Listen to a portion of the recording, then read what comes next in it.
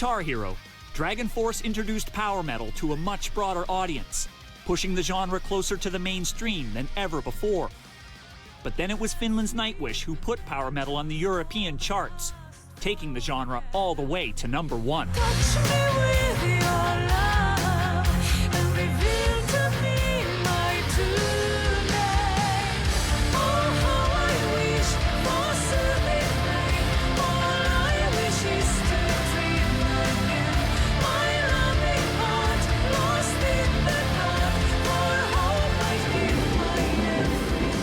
What was the sound that you were excited about making?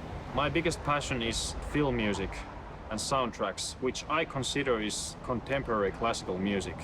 I wanted to do kind of like movie soundtracks, but just in the terms of heavy metal. When you go to the basics of what metal music is, what Black Sabbath did, it's something grand, it's something that's really heavy, pounding, big, grand melodies and riffs. And that's exactly what classical composers like Wagner did. The whole opera vocal thing for me never worked when I first heard it, but I couldn't stop listening to the damn album. And I couldn't figure out why. Amazingly enough, it has not turned their music into cheese the more that they've put this classical bombast into it, which is very hard to do.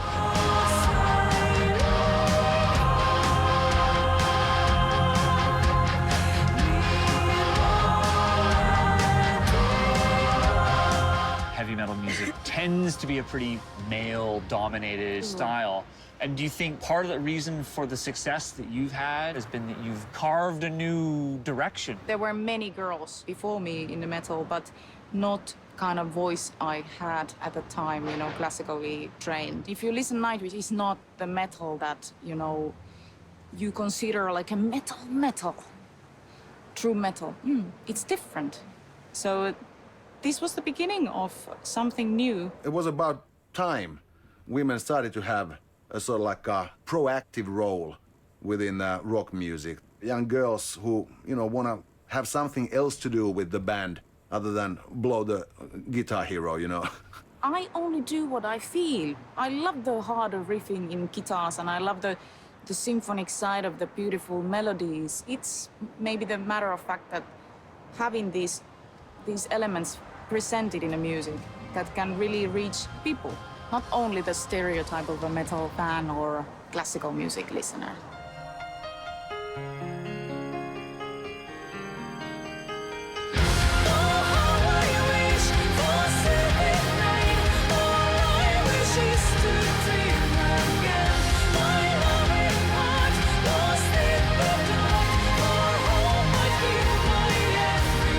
By expanding the sound and audience for power metal, Nightwish and Dragon Force created new possibilities for the future of this style. But two bands can't ensure the survival of an entire genre. So I've returned to the European festival scene to find out what role festivals play in keeping power metal alive.